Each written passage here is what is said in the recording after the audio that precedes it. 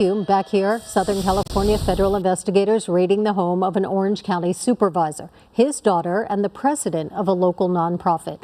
The raid, all part of an investigation into the misuse of pandemic relief funds and the purchase of several homes. Rick Chambers is live in Tustin with more on the probe and the allegations. Rick.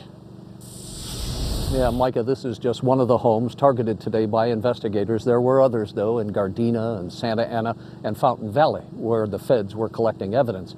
We understand that over the years, about $10 million was directed into a nonprofit here in Orange County, but it's a nonprofit where the daughter of one of the county supervisors allegedly worked. And apparently there is very little accounting as to how that money was spent. Federal agents raid one of a half-dozen locations here in Orange County. Properties allegedly purchased with embezzled pandemic relief funds. I came to America with a lot of support from community.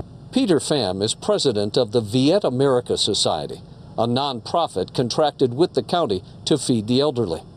Rhiannon Doe, daughter of Orange County Supervisor Andrew Doe, worked at VAS.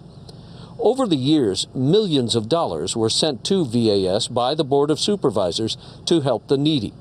But a complaint filed by the county claims that VAS, Peter Pham, and Rhiannon Doe brazenly plundered the funds for their own personal gain. It's disgusting. It's just reprehensible that people could take advantage for their own personal enrichment, and especially given that these funds, as you may recall, were for people who were really struggling during the middle of the COVID pandemic. 5th District Supervisor Katrina Foley had been calling for a criminal investigation into VAS, saying in part that the concerns raised by her staff were clearly warranted, and she supports all efforts to bring forward justice to the taxpayer. Peter is definitely a hero in our community. The feds, though, also raiding the home of Supervisor Andrew Doe, looking for a possible connection to the scheme.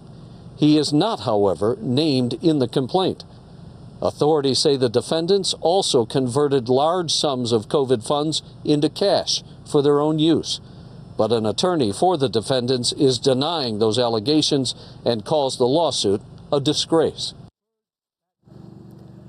And we're told that the defendants have about a month to respond to the complaint, and their first trip to the courtroom will be sometime in January. In Tustin, I'm Rick Chambers. Guys, I'll throw it back to you in Hollywood. Rick, thank you.